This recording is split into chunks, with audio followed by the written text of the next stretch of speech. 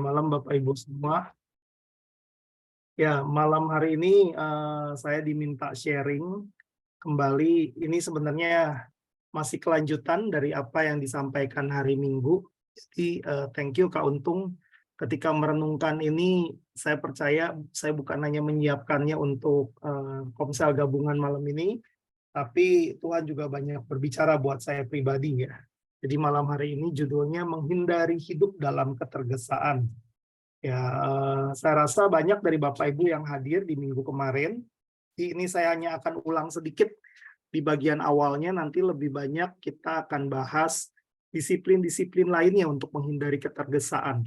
Nah, salah satu hal yang menghambat atau menghalangi pertumbuhan manusia roh kita adalah ketergesaan. Ketika kita hidup dalam ketergesaan, kita nggak punya waktu pribadi dengan Tuhan, kita kurang waktu dengan orang-orang terdekat kita kurang waktu bahkan untuk diri kita sendiri.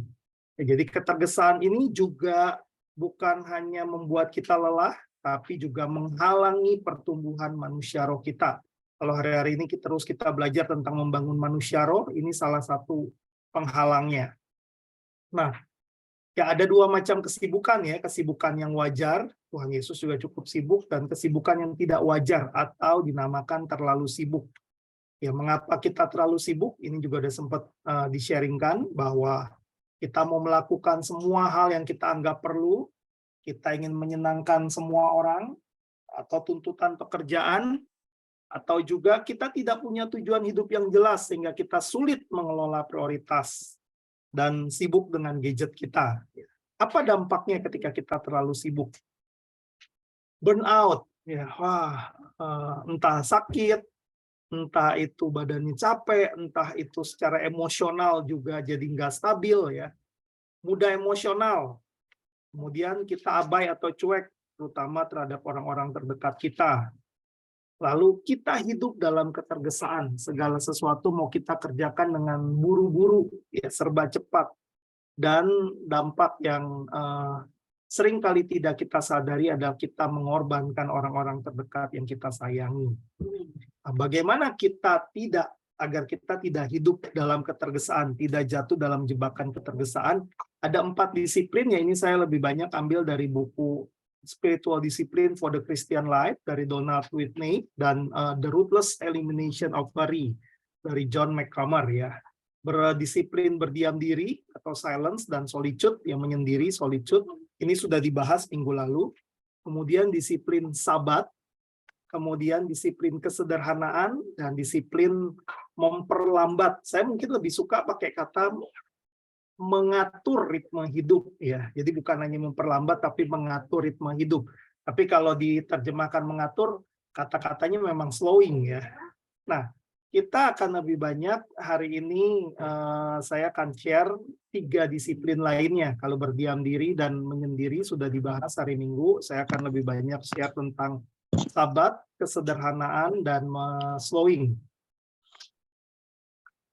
Ya, ini statement ini juga terngiang-ngiang di saya bahwa ternyata bukan hanya dosa, tapi kesibukan juga punya efek yang persis sama. Yang tanpa kita sadari, kesibukan itu juga memutuskan hubungan kita dengan Allah, dengan sesama, atau bahkan dengan jiwa kita sendiri. Kita jadi begitu sibuk dengan berbagai aktivitas, sampai kita kadang-kadang lupa esensinya. Ini kata John McComber. Nah, apa yang dimaksud dengan disiplin sabat? Nah, saya baca buku The Ruthless Elimination of Worry, buku ini banyak memberkati saya. Sini menarik ini, sabat ini dari kata aslinya sabat dalam bahasa Ibrani. Artinya a day of rest, hari untuk beristirahat. Atau bentuk kata lainnya stop, berhenti. Berhenti apa? Berhenti bekerja, berhenti ingin segala hal, berhenti khawatir, ya hanya berhenti. Jadi sabat bahasa aslinya adalah hari perhentian atau berhenti. Ya. Nah, ini ada satu perbandingan, ya saya nggak sempat terjemahkan semua ya, saya mungkin akan membahas beberapa, antara ketenangan atau restfulness dan ketergesaan atau relentlessness. Ya, nanti Bapak Ibu nggak perlu khawatir, materinya saya sudah berikan ke Kak Untung, silakan aja. Kalau nanti mau dibagikan, kalau boleh menjadi berkat buat teman-teman juga. Nah, ketika orang yang hidup dalam ketenangan, quiet, ya tenang, tidak hidup dalam berisik, ya bising. Segala sesuatu ya, ini bukan berarti slow, berarti lambat gitu ya. Tapi kalau hidup ketergesaan, semuanya maunya cepat. Orang yang hidup dalam ketenangan punya deep relationship. Tapi orang yang hidup dalam ketergesaan, isolation itu mengasingkan diri sendiri ya. Ketenangan juga berarti waktu sendiri, time alone. Kadang-kadang ketergesaan kita berasa kita hidup dalam kerumunan, crowd, hidup dalam banyak orang, tapi kok saya ngerasa sendiri ya, gitu. Nah, ini juga contentment, hidup dalam kepuasan, hidup dengan ucapan syukur, gratitude. Sedangkan kalau hidup ketergesaan, hidup dalam keserakahan. Ya, nanti ada ayat-ayat yang mendukung hal ini. Dan ketidakpuasan, nggak puas, ingin lebih. Ya. Hidup dengan percaya, bergantung sama Tuhan, atau hidup dengan khawatir. Ya. Hidup dengan damai, atau di sini hidup dengan anxiety, kecemasan, nggak tenang. Working from love, jadi bekerja karena didasari kasih. Kalau ketergesaan, bekerja karena mengejar kasih, mengejar dikasih orang, mengejar dihargai orang. Dan ketenangan kita bekerja sebagai kontribusi kita. Kalau ketergesaan seringkali kita bekerja sebagai pencapaian ataupun kita mengumpulkan sesuatu. Ini beberapa perbedaan. Jangan-jangan dari ciri-ciri ini mana ya yang ada dalam diri kita, mana yang ada dalam diri saya ya. Apakah saya cukup bersyukur atau saya sering merasa tidak puas? Ini juga refleksi buat saya, buat kita semua. Nah, mengapa kita perlu disiplin Sabat? Yang pertama, Sabat sebagai istirahat dan ibadah. Nah, ayatnya menarik, kita akan baca sama-sama dari Keluaran 20, ayat yang ke-8 sampai ayat yang ke-11. Saya boleh minta salah seorang bacakan Keluaran 20, ayat yang ke-8 sampai ayat yang ke-11. Dan di sini cuma ada ayat yang ke-8 aja ya. Silakan.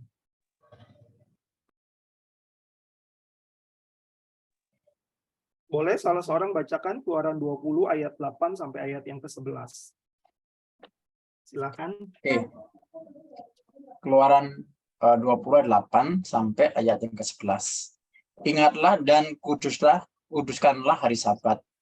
6 hari lamanya engkau akan bekerja dan melakukan segala pekerjaanmu, tetapi hari ke-7 adalah hari Sabat Tuhan Allahmu, maka jangan melakukan sesuatu pekerjaan engkau atau anakmu laki-laki atau anakmu perempuan atau hambamu laki-laki atau hambamu perempuan atau hewanmu atau orang asing yang di tempat kediamanmu. Sebab 6 hari lamanya Tuhan menjadikan langit dan bumi, laut dan segala isinya, dan ia berhenti pada hari ke-7. Itulah sebabnya Tuhan memberkati hari Sabat dan menguduskannya. Ya. Jadi kalau dari ayat ini dikatakan Sabat itu sebagai istirahat, perhentian, dan juga ibadah. Ya, Tuhan menguduskan hari Sabat. Ya, makanya di sini Tuhan berkata, ingatlah dan kuduskanlah hari Sabat. Yang kedua, Sabat sebagai peringatan. Nah, saya boleh minta sekarang seorang ibu kali ya, tadi Bapak, Ulangan 5 ayat yang ke-12 sampai ayat yang ke-15. Boleh salah seorang ibu bacakan? Ulangan 5 ayat 12 sampai 15. Ya. Tetaplah ingat dan kuduskanlah hari Sabat, seperti yang diperintahkan kepadamu oleh Tuhan Allahmu. 6 hari lamanya engkau akan bekerja dan melakukan segala pekerjaanmu. Tetapi hari ke-7 adalah hari Sabat Tuhan Allahmu. Maka jangan melakukan sesuatu pekerjaan. Engkau atau anakmu laki-laki atau anakmu perempuan, atau hambamu laki-laki, atau hambamu perempuan, atau lembumu, atau keledaimu, atau hewanmu yang manapun, atau orang asing yang di tempat kediamanmu, supaya hambamu laki-laki dan hambamu perempuan berhenti seperti engkau juga. Sebab haruslah kau ingat bahwa engkau pun dahulu budak di tanah Mesir, dan engkau dibawa keluar dari sana oleh Tuhan Allahmu dengan tangan yang kuat dan lengan yang teracung. Itulah sebabnya Tuhan Allahmu memerintahkan engkau merayakan hari Sabat. Amin. Jadi kalau di sini dibilang, tetaplah ingat dan kuduskanlah hari Sabat seperti yang diperintahkan kepadamu oleh Tuhan Allahmu. Kalau kita baca sampai ayat yang ke-15, dikatakan engkau harus ingat bahwa dahulu pun engkau budak di tanah Mesir. Ya, dan engkau dibawa keluar dari sana oleh Tuhan Allahmu dengan tangan yang kuat dan dengan lengan yang teracung. Jadi Tuhan mau kita ingat hari Sabat, ada dua maknanya ya. Kalau dalam perjanjian lama ini disebutkan bahwa orang Israel, bangsa Israel itu keluar dari Mesir bukan karena kerja keras bangsa Israel. Tapi bangsa Israel bisa keluar dari Mesir karena Tuhan yang membawa, yang menyelamatkan bangsa Israel untuk keluar dari Mesir. Ya, ada juga beberapa tafsiran yang mengatakan Mesir itu lambang kesibukan dunia, lambang pemerintahan dunia, lambang segala sesuatu yang kita hidupi saat ini di dunia. Ya, tapi Tuhan sudah mengangkat kita bukan hanya hidup di dalam kerajaan dunia, tapi jadi anggota keluarga kerajaan Allah. Karena Tuhan sendiri yang sudah menebus kita, bukan karena kerja keras kita. Jadi Tuhan ingatkan kita bahwa Sabat itu untuk kita mengingat, oh iya ya Tuhan udah selamatkan saya bukan karena saya kerja keras, bukan karena saya layak, tapi karena Tuhan yang sudah menebus saya, Tuhan yang sudah membawa saya sampai saat ini. Apa yang kita miliki, apa yang kita hari-hari ini bisa kita nikmati, itu juga bukan hanya hasil kerja keras kita. Ya, bukan hanya karena kita kerja keras, kita pintar, kita mau lakukan segala hal, akhirnya kita dapat apa yang kita peroleh saat ini. Bukan. Tapi Sabat sebagai peringatan bahwa apapun yang sudah Tuhan berikan dalam hidup kita, itu karena kasih karunia Tuhan, karena tangan Tuhan. Yang terakhir, di dalam Kejadian 2 ayat 2-3, saya akan bacakan ini dari bahasa Indonesia sehari-hari ya. Pada hari yang ke-7 Allah telah menyelesaikan pekerjaannya itu lalu ia beristirahat. Maka diberkatinya hari yang ke-7 itu dan dijadikannya hari yang khusus. Karena pada hari itu Allah beristirahat setelah menyelesaikan pekerjaannya. Wow, Tuhan sendiri ambil waktu untuk beristirahat. Bukan karena dia kecapean ya, tapi dia ingin memberi teladan bahwa Allah menikmati persekutuannya. Allah ingin punya waktu juga dengan kita. Kalau Tuhan memberi teladan praktek Sabat, saya percaya praktek Sabat bukan hanya karena Tuhan mau kita datang pada Tuhan, kita menyembah Tuhan di hari Sabat. Ya, padahal kalau dibilang sekarang kan hari Minggu, hari pertama dalam satu minggu ya. Bukan hanya itu, tapi Tuhan memberi teladan praktek Sabat karena dia tahu kita membutuhkan waktu istirahat. Kita membutuhkan waktu stop tadi. Stop dari bukan hanya stop kerja, tapi stop dari mengingini segala sesuatu, stop dari khawatir akan segala sesuatu. Ya. Nah, bagaimana praktek sederhananya dalam disiplin Sabat? Saya sih tertarik dengan kata-kata ini ya, just stop. Jadi, stop bekerja, stop wanting, stop mengingini segala hal. Kadang-kadang kan kita jadi capek, kita kejar banyak hal, karena kita nggak pernah puas.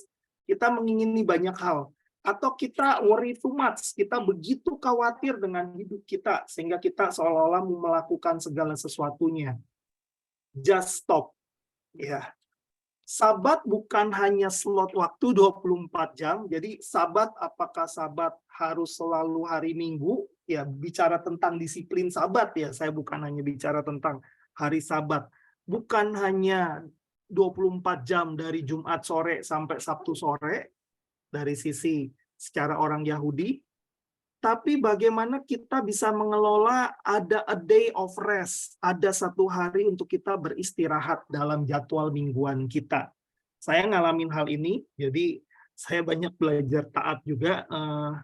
Satu waktu ngobrol-ngobrol sama Pak Tirto ya, tahu-tahu Pak Tirto gini, wah Bud, kayaknya kalau kamu bukan hanya stop dari gadget nih, kamu harus belajar stop dari laptop. Ambillah waktu 1 hari untuk enggak sibuk dengan laptop, untuk istirahat, tenang, cari Tuhan. Dan ketika saya coba praktekkan hal itu, saya banyak dapat kekuatan baru. Bukan hanya banyak dapat hal-hal yang baru, tapi secara fisik juga saya disegarkan. Saya merasa punya waktu istirahat yang lebih cukup.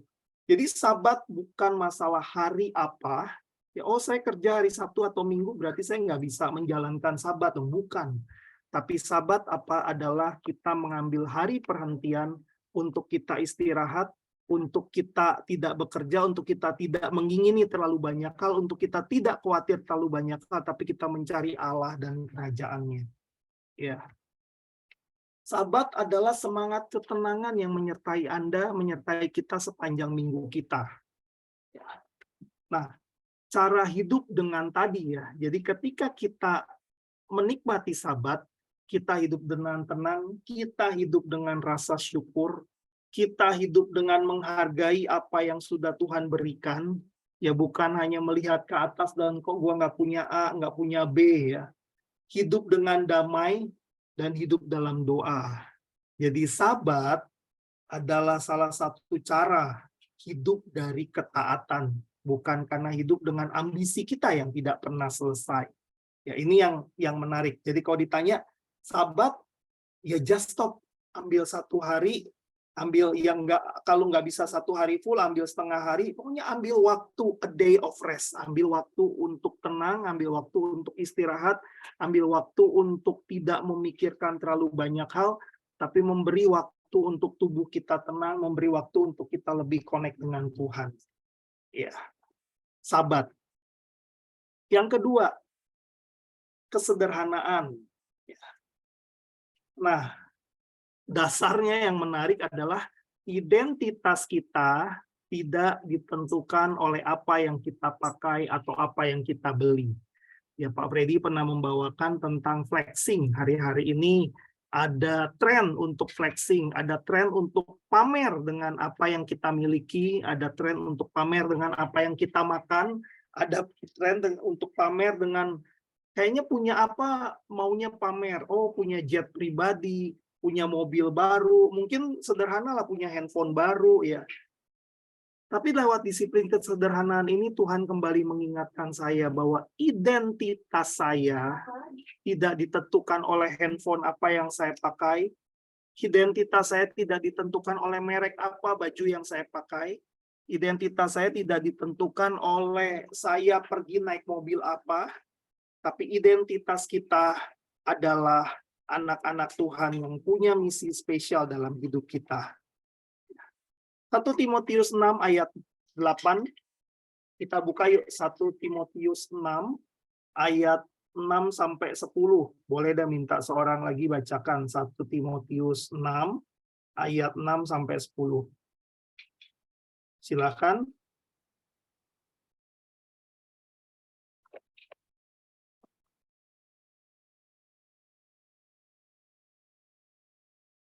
Boleh Bapak, boleh Ibu, silakan 1 Timotius 6 ayat 6 sampai 10.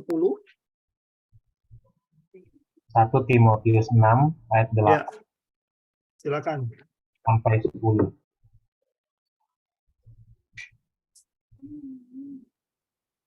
Satu Timotius 6 ayat 6 sampai 10. Ya. Memang ibadah itu kalau disertai rasa cukup memberi keuntungan besar. Amin. Sebab Ya. kita tidak membawa sesuatu apa ke dalam dunia dan kita pun tidak dapat membawa apa-apa keluar. Asal ada makanan dan pakaian cukuplah. Tetapi mereka yang ingin kaya terjatuh ke dalam pencobaan, dalam jerat dan ke dalam berbagai-bagai nafsu yang hampa dan yang mencelakakan, yang menenggelamkan manusia ke dalam keruntuhan dan kebinasaan. Karena akar segala kejahatan ialah cinta uang.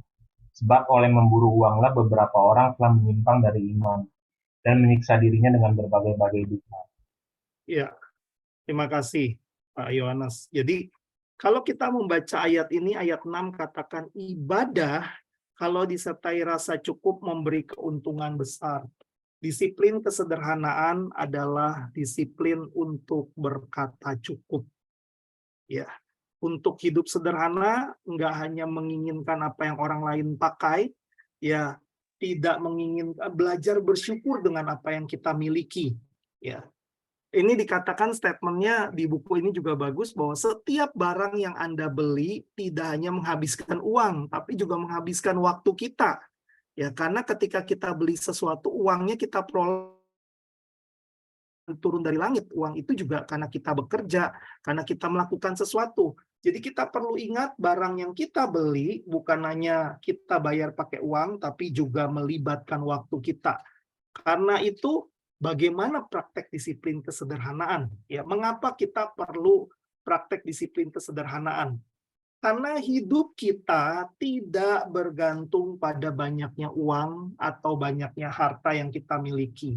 Lukas 12 ayat 15 dari AYT itu menarik, dia bilang ya, kemudian Yesus berkata kepada mereka, berjaga-jagalah dan waspadalah atas segala bentuk keserakahan, karena hidup seseorang tidak bergantung pada banyaknya harta yang ia miliki.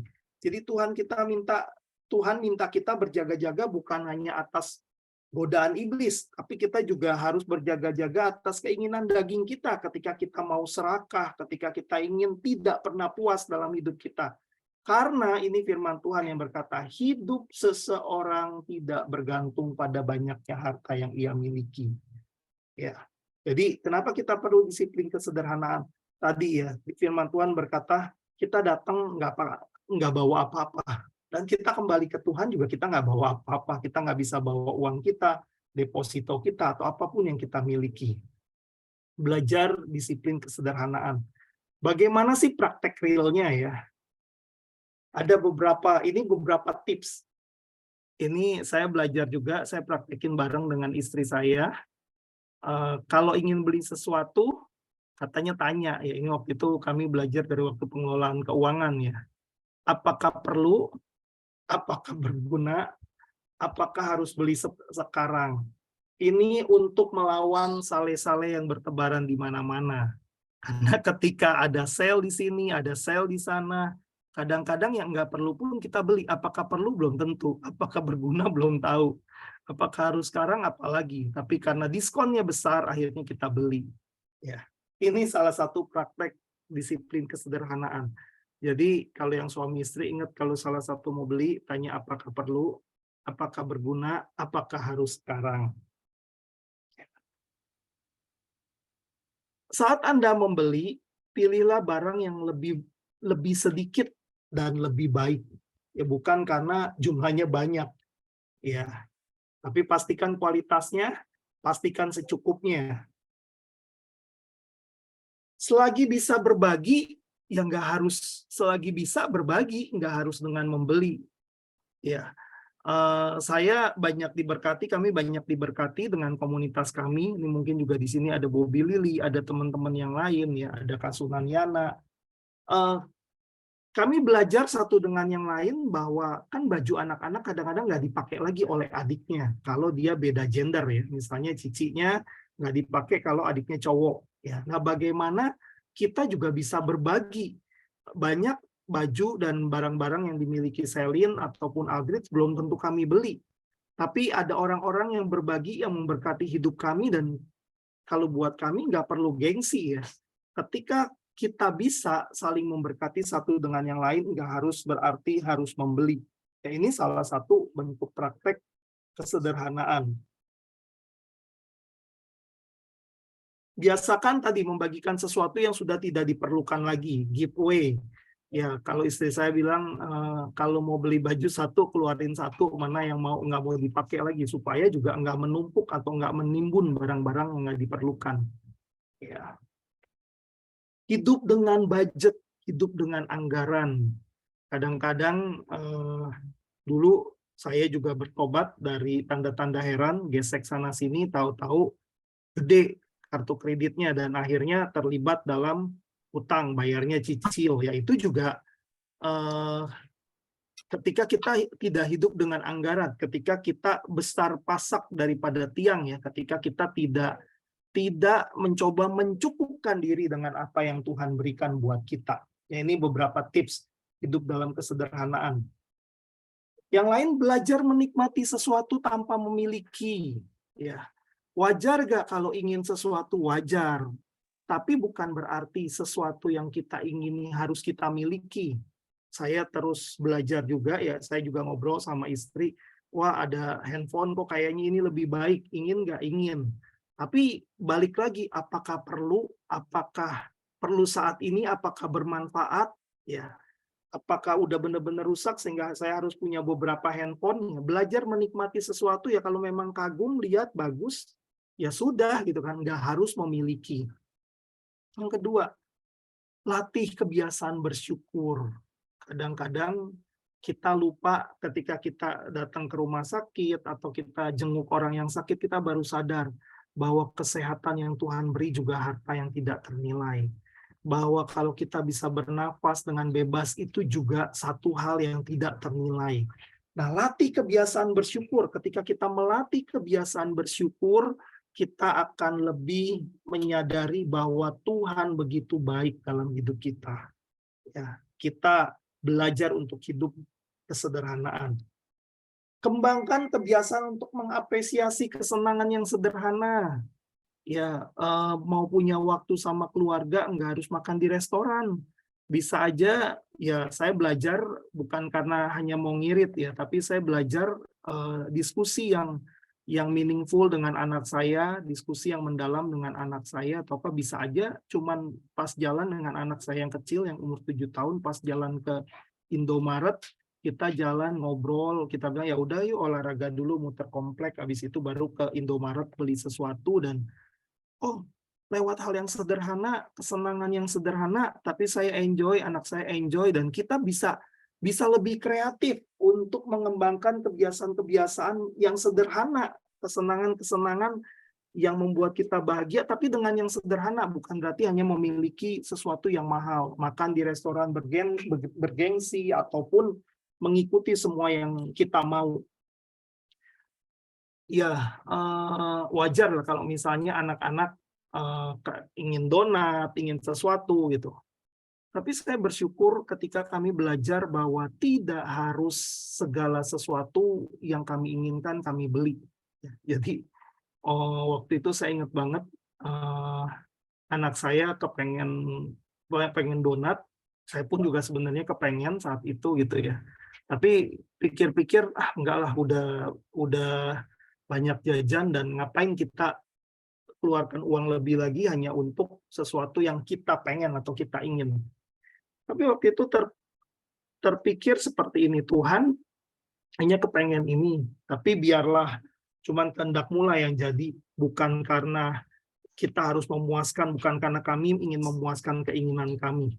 Enggak berapa lama kemudian ada teman kami yang datang dan persis yang dibawain donat. Tanpa kita pesen kan, bukan berarti, oh kalau kembangkan kebiasaan mengapresiasi kesenangan sederhana, tiap ingin sesuatu tanya Tuhan dan nanti Tuhan kirimkan. Enggak harus begitu gitu ya. Tapi saya belajar bahwa ketika punya kebiasaan bersyukur, ketika kita hidup dengan hal-hal yang sederhana, Tuhan juga banyak melakukan mujizat dalam hidup kita. Tuhan buktikan bahwa pemeliharaannya sempurna atas kita. Jangan jadi korban iklan.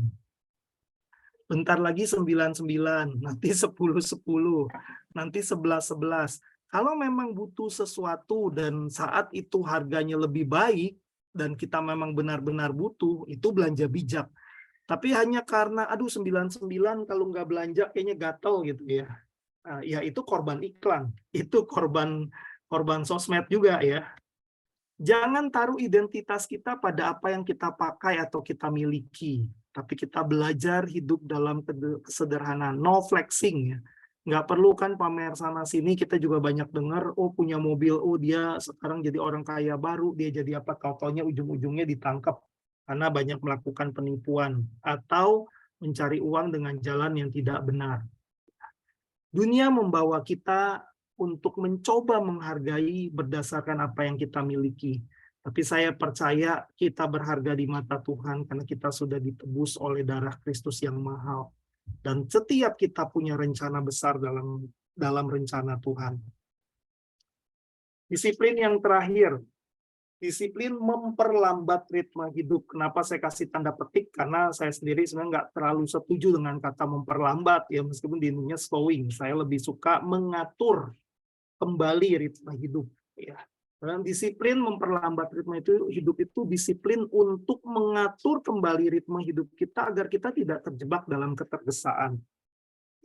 Mazmur 34 ayat 9 sampai 10 berkata, boleh ada salah satu orang lagi bacakan Mazmur 34 sampai Mazmur 34 ayat 9 sampai 10. Silakan. Beginilah firman Tuhan. Takutlah akan Tuhan, hai orang-orang yang kudus, sebab tidak berkekurangan orang yang takut akan Dia. Singa-singa muda merana kelaparan, tetapi orang-orang yang mencari Tuhan tidak kekurangan sesuatu pun yang baik.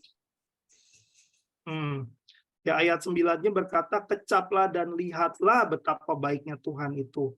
Berbahagialah orang yang berlindung padanya. Ya. Dan kenapa dikatakan, saya lihat ayat ini berhubungan dengan ayat yang ke-10 ketika berkata, takutlah akan Tuhan, hai orang-orang yang kudus, sebab tidak berkekurangan orang yang takut akan Dia. Seringkali kenapa tadi kita tergesa-gesa? Karena kita ingin mengumpulkan banyak. Kenapa kita tergesa-gesa? Karena kita ingin meraih apa yang kita impikan. Tapi firman Tuhan di sini dikatakan bahwa tidak berkekurangan orang yang takut akan Dia. Ya. Kenapa kita perlu mengatur ritme hidup? Kalau bicara tentang kecaplah dan lihatlah itu bukan cuma sekali doang. Tapi orang yang mengecap dan melihat itu menikmati. Kayak orang makan sesuatu yang enak itu kecaplah, dia merasakannya, dia menikmatinya, bukan berarti makan buru-buru ya. Lihatlah, dia melihat sekeliling, dia bisa menikmati betapa baiknya Tuhan itu. Ketika kita hidup dalam ketergesaan, kita bahkan tidak punya waktu untuk mengecap dan melihat kebaikan Tuhan. Saya sering ngalamin, saya bersyukur, saya menangis bahagia di hadapan Tuhan, berterima kasih buat apa yang Tuhan berikan ketika saya punya waktu untuk datang sama Tuhan. Bukan dalam keterburu-buruan, ketergesaan, saya bilang Tuhan terima kasih. Kadang-kadang itu hanya berupa lip service atau ucapan di mulut saja. Tapi ketika kita punya waktu tenang, ketika kita mengatur ritme hidup kita bisa mengecap dan melihat kebaikan Tuhan dalam hidup kita. Ya tadi ya dibilang takut akan Tuhan, hai orang-orang yang kudus, sebab tidak berkekurangan orang yang takut akan Dia. Nah, mengapa kita perlu memperlambat disiplin mengatur ritme hidup tadi? Agar kita dapat mengecap dan melihat betapa baiknya Tuhan. Kalau kita memperlambat kecepatan kita berpikir dan kecepatan gerak tubuh kita, ya mungkin jalan lebih santai, nikmatin udara yang segar, kita bisa mengecap dan melihat bahwa Tuhan itu baik. Saya coba bangun disiplin olahraga, mungkin olahraganya sederhana ya, jalan sore atau apa ya. Tapi saya sadar ketika saya jalan sore dengan pikiran yang penuh, banyak hal yang saya pikirin nggak konsen tuh, jalannya kayaknya maunya buru-buru, jalannya kurang apa ya, kayaknya kurang seger lah, hanya mengejar 3 putaran, hanya mengejar selesai gitu ya. Tapi ketika saya mencoba meluangkan waktu untuk jalan sore atau jalan pagi, dengan saya nggak banyak berpikir harus lakukan apa hari ini, nggak buru-buru, saya bisa melihat, oh iya ada tetangga baru ya. Saya bisa melihat, oh iya di sini ada bunga, ada tanaman baru yang bagus ya. Saya bisa melihat, saya bisa belajar bersyukur dalam hati saya ketika melihat apa yang Tuhan sediakan dalam hidup keluarga kami.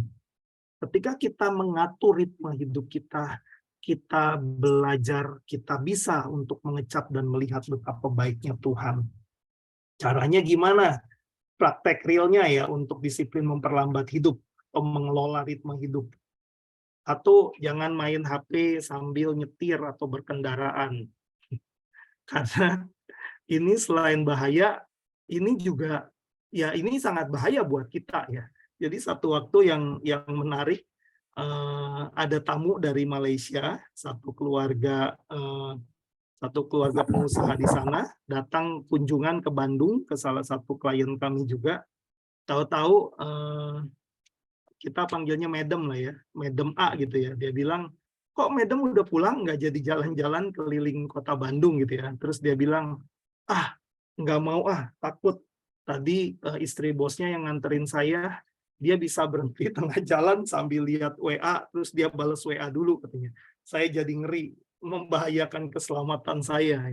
Jadi seringkali secara sadar nggak sadar ketika kita melakukan kelihatannya hal yang sederhana, tapi itu berbahaya buat hidup kita. Ya, contoh sederhana mengatur ritme hidup, jangan main HP sambil menyetir atau berkendaraan.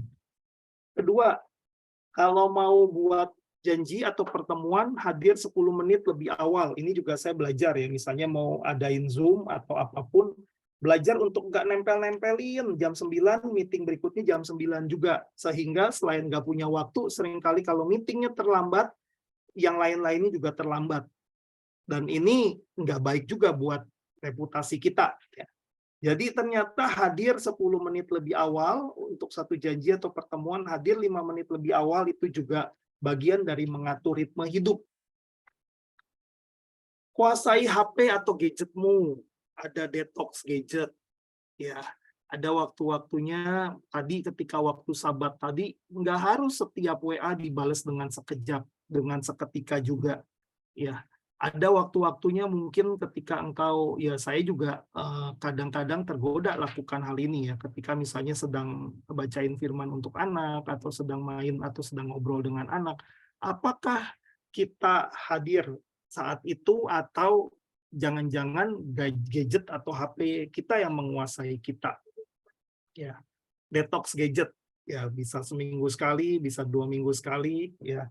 Kita belajar untuk tidak terlalu tergantung dengan gadget kita. Tadi matikan HP-mu hingga selesai saat teduhmu. Matikan di sini saya kasih tanda petik, artinya boleh matiin beneran atau ya udah mau di silent atau jangan buka HP-mu sampai selesai saat teduhmu. Kemarin minggu saya sampaikan Tuhan tegur saya ketika saya di toilet, pagi-pagi bangun, apa yang saya baca? Saya baca WA, saya baca berita, atau saya saat teduh dulu? Ya cari Tuhan. Kemudian tentukan waktu untuk kapan membalas email atau sibuk dengan sosmed. Batasin.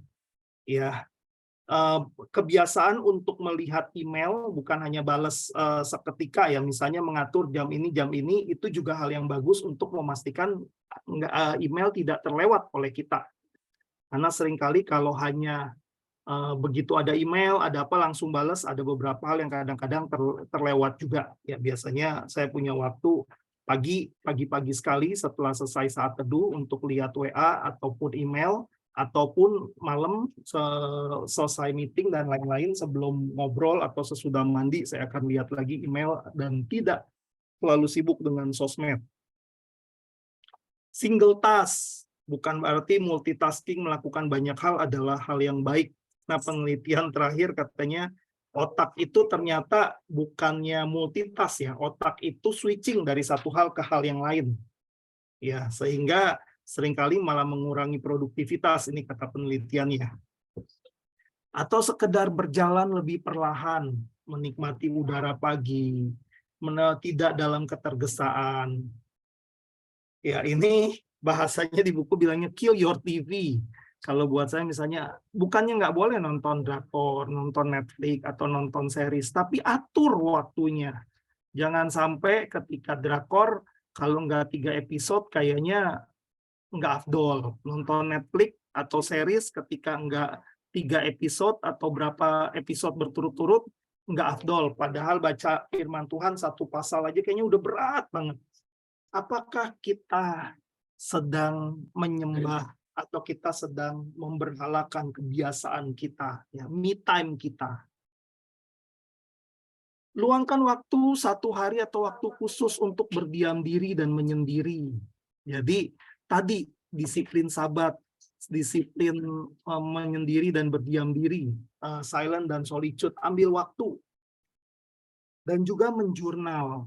Menjurnal itu juga salah satu kebiasaan untuk mengatur ritme hidup kita. Dan menjurnal itu juga kebiasaan yang baik untuk kita tanda petik menghitung berkat Tuhan. Kita melihat apa yang Tuhan kerjakan dalam hidup kita, ya, bukan hanya menghitung apa yang kita dapat, tapi kita bisa melihat bagaimana campur tangan Tuhan, bagaimana tuntunan Tuhan dalam hidup kita. Menjurnal, dan lewat menjurnal saya juga belajar banyak hal apa yang Tuhan kerjakan dalam hidup saya.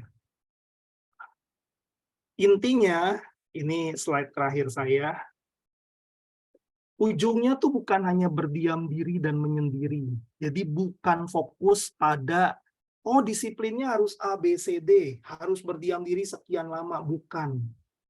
Tapi ujungnya adalah membangun disiplin untuk kita kembali kepada Tuhan. Kembali kepada diri kita yang sebenarnya. Ya, ketika kita berdiam diri dan menyendiri, kita sadar bahwa, oh saya udah terlalu jauh. Karena saya disiksa, saya dituntut oleh berbagai keinginan saya, berbagai keserakahan saya. Berdiam diri dan menyendiri membantu kita untuk kembali kepada Tuhan dan our true self. Ya. Intinya bukannya sabatnya harus hari Sabtu, hari Minggu, atau hari apa. Tapi sabat ini bicara tentang a day of rest. Satu kehidupan yang tenang, satu waktu yang tenang, dan penuh kesadaran, penuh syukur untuk belajar menghargai hidup, menghargai keajaiban di sekitar kita, dan menyembah Tuhan. Bukan masalah disiplin kesederhanaan aja, tapi intinya dari disiplin kesederhanaan adalah kebebasan kita. Kita bebas dari segala ketakutan, kekhawatiran, bebas dari segala keinginan yang berlebihan, dan kita fokus pada hal-hal yang paling penting. Bukan hanya melambat atau slowing down, tapi disiplin untuk mengatur ritme hidup itu bicara tentang merasakan saat ini. Karena Tuhan adalah Tuhan yang ada pada saat ini. Dia bukannya Tuhan yang lalu dan Tuhan yang masa depan yang akan datang yang tidak pernah meninggalkan kita, tapi Dia juga Allah atas saat ini. Allah yang memimpin, yang hadir dalam hidup kita saat ini, waktu ini.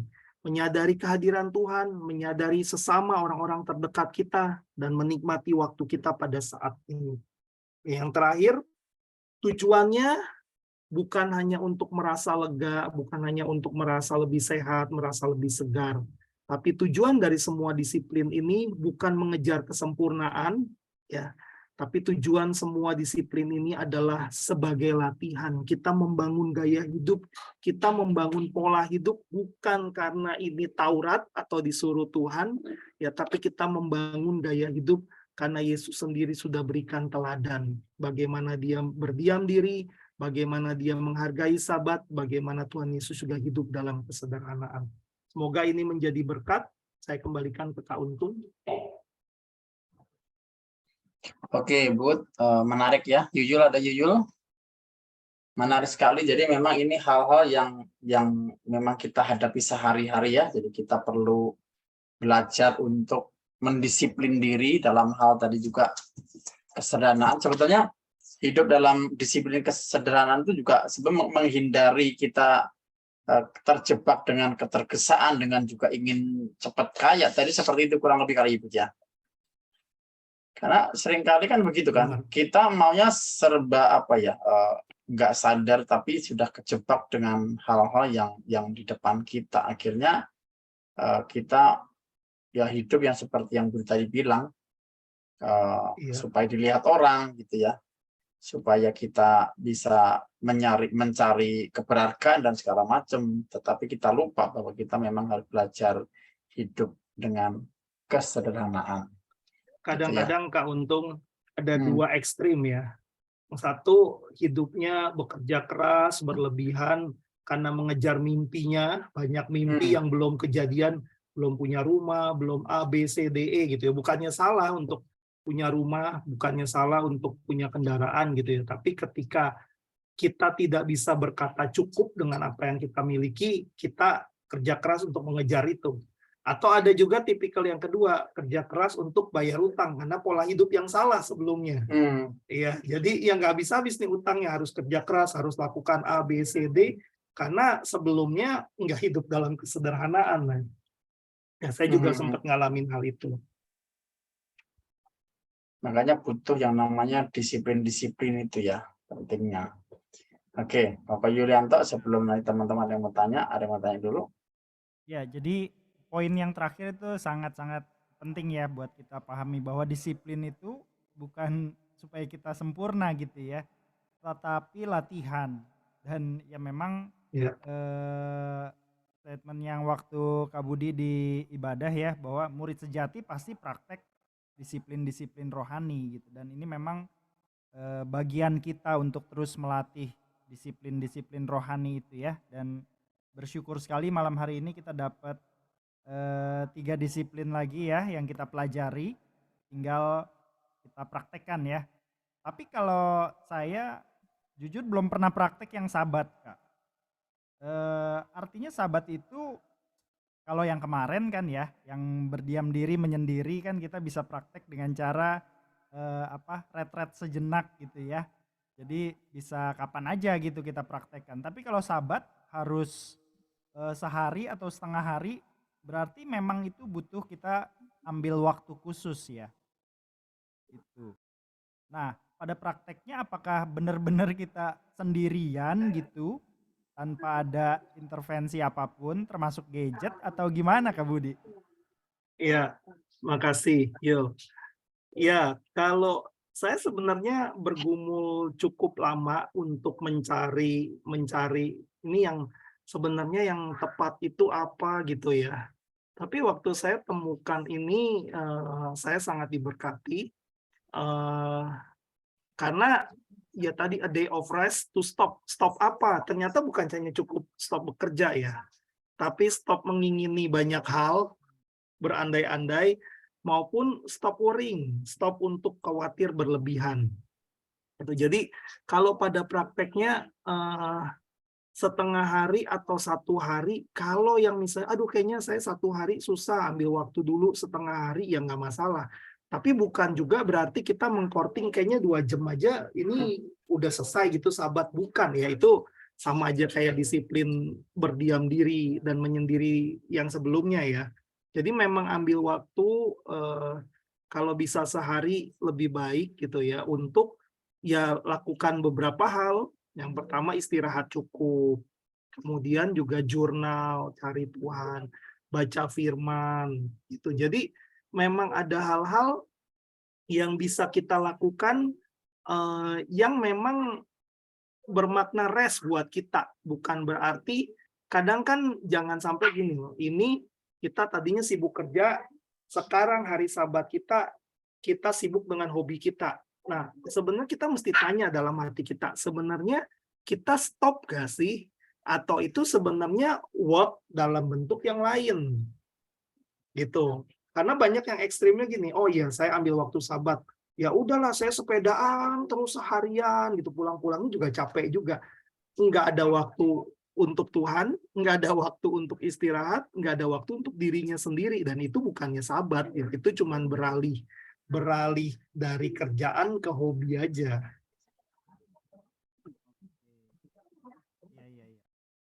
Ya, kalau soal stop gadget, tiap orang punya ininya ya. Jadi bukan berarti habis itu 24 jam nggak bisa dihubungi. Bukan, tapi saya belajar dari yang sederhana, yang waktu itu saya ingat lah, misalnya Pak Tito bilang, ya udahlah Bud, kalau saya sehari-hari banyak berurusan dengan laptop, Zoom, segala macam, saya coba di waktu Sabat saya itu, saya nggak lagi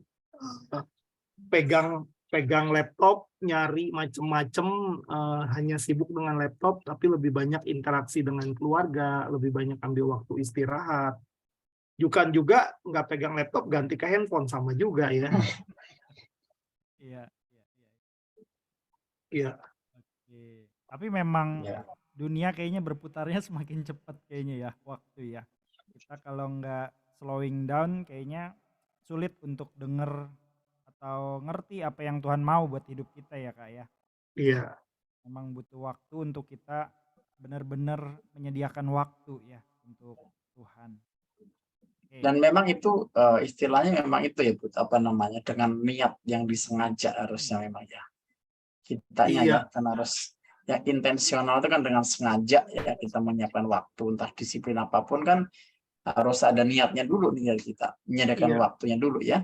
Iya. Kalau buat saya pribadi ya dua, niat dan percaya gitu ya. Dulu kan ada ayat yang Tuhan memberikan pada orang yang dikasihnya pada waktu tidur. Buat saya nggak masuk akal tuh. Kok orang tidur berkat Tuhan jalan terus gitu ya atau gimana? Maksudnya secara logika kok aneh gitu ya. Apa ini nggak membuat orang malas gitu? Tapi saya belajar lewat berbagai hal yang saya alamin. Ada hal-hal atau proyek ya, contoh kalau saya di konsultan ada proyek-proyek yang saya kejar mati-matian nggak dapet tuh. Tapi ada juga yang saya nggak nyari, saya nggak apa di telepon, ya udah saya jalanin aja, saya beri yang terbaik, jadi itu jadi kejadian dan itu nggak pernah terbayangkan gitu. Jadi dari situ saya belajar, oh iya ya, untuk bisa praktek disiplin tadi selain niat, kita harus trust, kita harus percaya. Makanya tadi ada ayat yang menguatkan saya banget, orang yang takut akan Tuhan tidak akan berkekurangan. Itu firman Tuhan. Kita pegang itu gak gitu. Itu. Oke. Mungkin Bapak Ibu ya Jul, ada yang mau tanya dulu sebelum nanti kita akan masuk BR. Silakan kalau yang bertanya langsung boleh buka mic-nya. Silakan saudara boleh buka mic, buka video atau tulis di chat juga boleh ya. Iya. Mumpung ada Kak Budi nih. Kayaknya nih pertama kali ya Kak. Diharapkan bukan yang terakhir ya. Awal. Nanti ada lanjutan Jul, tenang aja Jul. Ya. Ayo silakan Bapak Ibu. Masih malu-malu nih ya. Silakan kalau mau tanya. Kayaknya mau buru-buru diskusi kali. Oke. Ya, kasih kesempatan sebentar. Kalau nggak ada, kita akan masuk BR. Ya. Saya mau nanya Kak. Nah, silakan. Pak Ali ya? Boleh. Ya. Hari Suaranya Sabat itu ketahuan. kan berarti kita keluar dari aktivitas kita ya. Maksudnya sama sekali kita menyendiri, kita siapin waktu untuk kita benar-benar rest dari segala-segalanya. Nah, kalau misalkan kita ambil hari Sabat pas hari Minggu, terus kita kebaktian, apakah pas kebaktian itu termasuk Sabat? Oh, maksudnya yang tadi ambil waktu Sabat gitu ya? Iya. Iya. Ya, gini, asal tidak melakukan segala sesuatunya dengan berlebihan, menurut saya itu masuk ke definisi Sabat. Jadi gini, kan tadi kalau balik ke definisinya stop working, berhenti bekerja, berhenti khawatir, berhenti juga menginginkan terlalu banyak hal. Jangan sampai kita sih ibadah, tapi ketika kita ibadah, pikirannya kemana-mana, hatinya penuh kekhawatiran, ya itu juga kita berarti belum mengambil Sabat yang benar gitu. Nah, kalau saya sih nggak ekstrim, maksudnya gini, boleh nggak hari Minggu berarti itu hari Sabat kita ibadah, bahkan pelayanan segala macam, boleh. Balik lagi gini, yang tahu kan batasannya kita. Tadi kita tuh terlalu sibuk ketika kita mau melakukan semua hal, mau menyenangkan semua orang. Nah, kalau kita melayani Tuhan ini, kita melayaninya karena kita dengan sukacita, karena kita sehat, kita merasa punya waktu yang cukup, atau kita melayaninya karena kita pikir ini harus. Ini kalau enggak apa kata PKS gue, apa kata kalau gue nggak ikut pelayanan. Nah, itu berarti kita juga nggak memanfaatkan waktu itu untuk tenang gitu. Itu. Jadi Pak Ali kalau buat saya ngeceknya, saya merasa kalau saya ngalamin Sabat, secara fisik saya ngerasa lebih seger gak sih? Secara emosi saya lebih tenang, lebih enjoy. Kemudian saya punya waktu untuk Tuhan nggak? Gitu. Mau hobi, mau pelayanan, belum tentu kita punya waktu untuk Tuhan ketika kita ngerjain sesuatu yang kelihatannya untuk Tuhan, padahal itu ya kita sibuk bukan untuk Tuhan, kita sibuk dengan tanda petik pekerjaan Tuhan gitu. Gitu. Boleh aja Cukup Pak jelas Ali. Pak Ali. Ya. Terima kasih Kak. Terima kasih Pak Budi. Oke. Satu pertanyaan lagi di chat Yul. Langsung. Oke. Ada. Malam. Ya, Weni, silakan. Ya, suaraku kedengeran nggak ya Kak?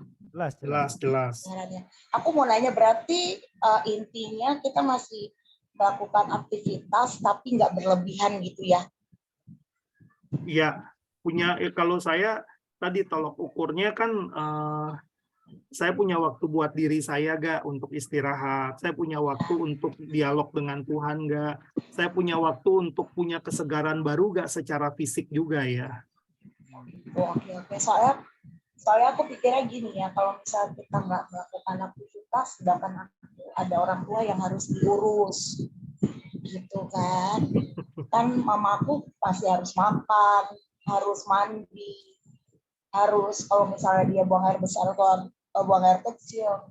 Kadang-kadang kita misalnya maksudnya aku bacain dia firman Tuhan kayak gitu-gitu. Pokoknya intinya kita masih bisa melakukan aktivitas tapi yang nggak too much gitu, yang nggak berlebihan gitu ya kok ya. Iya. Ya itu Ya, ya. benar yang tadi Weni bilang, jangan sampai nanti Sabat dijadikan alasan nih, oh tadi diajarin Sabat berarti Minggu nggak ada masak, nggak ada apa gitu ya. Nanti habis Nah ini ya saya itu dia. diprotes gitu. Aku juga mikir karena mikirnya kan aku di rumah ada aktivitas masak, bersih-bersih gitu kan. Iya, Apakah nggak mengerjakan gitu yang jadi pertanyaan aku. Oke. Iya. Ya, Enggak sih, terima kasih bukan ya, Pak. berarti berhenti matiin lampu, terus tenang, terus nggak boleh diganggu anak dan istri, atau Iya, nggak nanti boleh ganggu suami. mamaku Gitu ya. misalnya dia mau buang air kecil mentah-mentah hari Sabat, aku diemin gitu kan, nggak mungkin kan ya kok gitu maksudnya. Betul, Gitu ya. setuju. Ya. Oke ya, makasih ya kok, thank you. Ya. Oke. Shalom. Shalom. Iya. Shalom. Selamat malam, Oh, Pak Alex, Budianto. Iya. silakan. Pak Yudianto. Ya, Apa kabar Pak Budianto? Pengajarannya luar biasa ya. Ingin tanya nih Pak Budianto.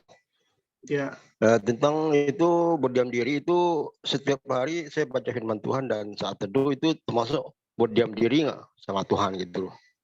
Boleh tolong berikan jalan kok jawabannya. Ya, makasih Pak Alek. Jadi kalau untuk berdiam diri dan menyendiri, salah satu kata kuncinya kita cari Tuhan dan ambil waktulah untuk tenang, dengar suara Tuhan. Apakah pasti dengar suara Tuhan? Belum tentu saat itu ya. Tapi seenggak-enggaknya kasih waktu untuk diri kita tenang, untuk izinin kalau Tuhan mau bicara, kita tuh nggak terlalu sibuk gitu. Jadi kalau Pak Alek bilang misalnya baca firman, bisa baca firman dengan berdiam diri dan menyendiri, tapi bisa juga baca firman dengan ketergesaan. Saya juga ngalamin itu, kejar setoran nih 3 pasal. Baca, ngerti nggak ngerti, pokoknya baca dah. Wah, kenapa? Lah kan katanya minimum berapa pasal. Terus begitu saya doa, saya datang dengan list doa A, B, C, D, E, habis itu amin. Tapi saya nggak punya waktu untuk tenang, nggak punya waktu untuk Tuhan. Kira-kira Tuhan mau ngapain ya? Tuhan mau nyampein apa ya buat hidup saya. Nah, itu kalau yang dilakukan hanya baca firman dan berdoa tanpa menyediakan waktu untuk mencari Tuhan, itu buat saya belum berdiam diri dan menyendiri. Gitu. Itu kita kita disiplin baca firman, kita disiplin berdoa, tapi kita belum ambil waktu untuk tenang di hadapan Tuhan. Itu. Semoga jelas Pak Alek. Oke. Terima kasih Ini Pak ada Budianto. ya 2 pertanyaan, bisa nanti langsung. Sebetulnya pertanyaan kedua mirip-mirip ya dengan apa yang Budi sudah jawab. Intinya kan itu kan pertanyaan bagaimana dengan kondisi saat ini orang yang harus bekerja setiap hari. Intinya sih biarpun tetap ini kan harus punya waktu, biarpun kan bukan lamanya kan ya Pak Budi ya. Iya. Bukan lama atau 5 menit atau 3 menit, yang penting ada waktu untuk itunya kali ya. Iya. Nah, kalau yang bekerja setiap hari sebenarnya gini ya, kalau saya sih ngelihat ini bukan masalah boleh atau nggak boleh, tapi memang cari hikmat kalau memang kita harus kerja 7 hari dalam seminggu dalam jangka waktu yang lama, itu juga nggak sehat buat tubuh kita, nggak sehat juga buat emosi kita, buat jiwa kita. Jadi kalau memang ada waktu-waktunya, ini lagi kejar, lagi misalnya yang orang nanganin pajak keuangan menjelang akhir Maret, semuanya kejar-kejaran 2-3 minggu, ya lagi fokus itu, ya udahlah. Tapi kan bukan berarti kita Ya. berdiam saja dan ya udahlah pasrah. Kita ambil waktu, kalau nggak bisa sehari, setengah hari. Kalau enggak memang tetap ngatur waktu untuk, ya kalau nggak bisa sabat, ambil waktu berdiam diri, ambil waktu tenang, ambil waktu untuk ya selain istirahat, segerin tubuh kita juga untuk cari Tuhan gitu. Jadi kalau saya bukan wajib seminggu sekali, alangkah baiknya kalau memang bisa seminggu sekali. Tapi kalau misalnya saat itu tidak memungkinkan, yang penting kita sadar nih, jangan sampai kita kejar setoran terus, tapi kita nggak mempedulikan bukan hanya Tuhan ya. Kadang-kadang kan Tuhan pakai sinyal-sinyal dalam tubuh kita gitu. Dulu saya termasuk yang hampir tiap 2 tahun sekali sakit gejala tipes karena kecapean. Nah, tapi belakangan bukan hanya enjoy ya, tapi ketika saya belajar, oh iya ya, kita memang harus sadar diri. Kita juga tadi bukan cuma ngejar ambisi kita. Ketika saya coba mengatur ritme hidup saya, lebih jarang sakit ya. Ini suhu saya udah muncul nih Pak Rudi kayaknya. Tadi ada pertanyaan lagi tuh ya. Sebelumnya, sabat bisa diartikan dengan puasa nggak? Ya, disiplin rohani kan bisa dilakukan paralel, bisa enggak. Bisa ketika kita sabat ambil waktu puasa juga bisa, tapi nggak harus setiap kali sabat harus puasa. Tuh ya. Karena kan bukan hanya, hukumnya harus begini, bukan. Gitu. Disiplin puasa ada lagi. Oke, ini pertanyaan terakhir ya Bu, sebelum nanti sebentar kita mau masuk PR ya Yul ya. Ya. Berapa lama kita harus berdiam diri mendengar suara Tuhan? Ya, tadi kalau tidak salah sudah dijelaskan ya. Ya. Nah, ini pertanyaan yang bagus nih. Berapa lama? Kalau menurut saya bukan masalah 5 menit atau 10 menitnya ya. Tiap kita punya ini yang berbeda. Tapi saya tertarik justru waktu itu yang saya bilang jawaban Pak Chris Lawson. Waktu dia bilang, dia punya waktu di pagi hari 10-15 menit untuk diam, tenang, tanya Tuhan mau lakukan apa hari ini, hidup siapa yang mau saya sentuh hari ini gitu ya. Terus siang hari ketika habis makan siang, dia ambil waktu juga tenang 5-10 menit untuk saya ada lakukan kesalahan nggak ya, saya ada lukai orang lain nggak ya, dan malam harinya juga punya waktu tenang untuk bersyukur sebelum menjurnal atau sesudah menjurnal. Itu jauh lebih baik dibanding kita 30 menit saya kumpulin 30 menit menanti-nantikan Tuhan, pokoknya pagi ini saya udah 30 menit, habis ini saya bebas sepanjang hari, nggak usah berdiam diri lagi. Bukan. Nah, ketika kita latihan berdiam diri, bukan harus berarti 3 kali sehari kayak makan obat juga ya. Tapi ada waktu-waktunya, saya kadang-kadang ngerasa ada waktu-waktunya ya, semakin saya sibuk, semakin saya repot, harus punya banyak keputusan yang diambil, kadang-kadang saya mesti punya banyak waktu jeda, waktu sela di hadapan Tuhan, waktu untuk ya tarik nafas, Tuhan, apa nih yang harus dilakukan? Tuhan, saya percaya tuntunanmu Tuhan, saya percaya Engkau berikan hikmat Tuhan. Ya kadang ada jawaban, kadang enggak harus saat kita nanya ya, tapi ketika kesadaran itu terus dibangun, saya nggak tahu tuh waktu masa-masa ngalamin banyak tantangan, berapa kali saya malah ambil waktu sekitar 5 menit, 3 menit harus berdiam diri gitu ya, karena saya tahu saya butuh Tuhan, saya tahu saya butuh tenang juga gitu. Nah, waktu saat itu saya ngerasain saya bisa lebih jaga emosi dan saya masih lebih bisa coba berpikir jernih lah dibanding saya hanyut dengan kesibukan. Pak Rudi mau tambahin, Pak Rudi? Enggak, Bud.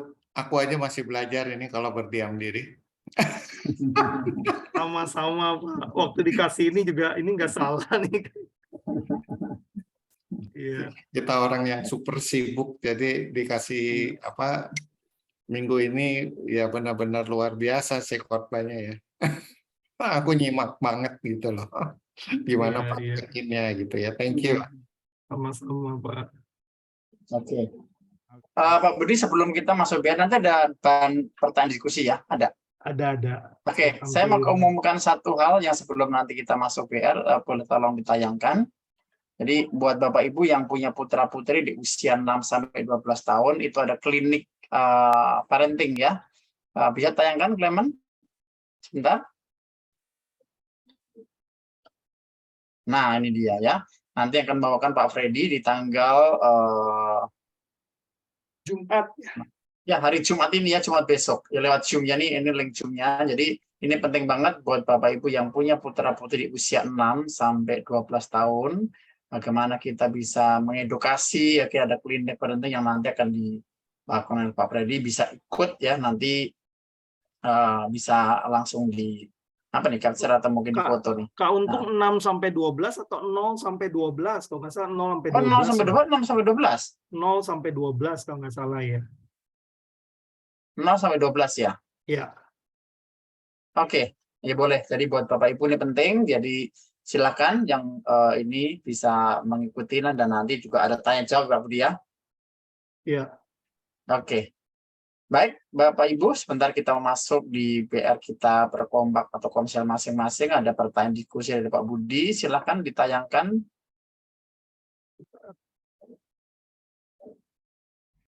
Malam hari ini semua Bapak pasti diberkati dengan hal yang seperti ini ya.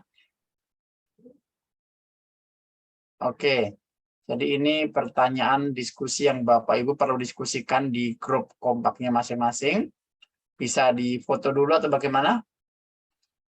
Oke, diberi waktu ya. Apakah saat ini saudara terlalu sibuk? Bila ya, dampak apa yang saudara rasakan akibat terlalu sibuk? Pasti banyak dampaknya ya nanti ya. Diskusikan aja. Yang kedua, ya ini contoh-contohnya. Sudah? Kalau sudah, boleh langsung masukkan ke BR. Terima kasih Pak Budi buat waktu dan sharingnya malam hari ini, memberkati kita semua. Terima kasih. Oke, silakan. Terima kasih sama-sama.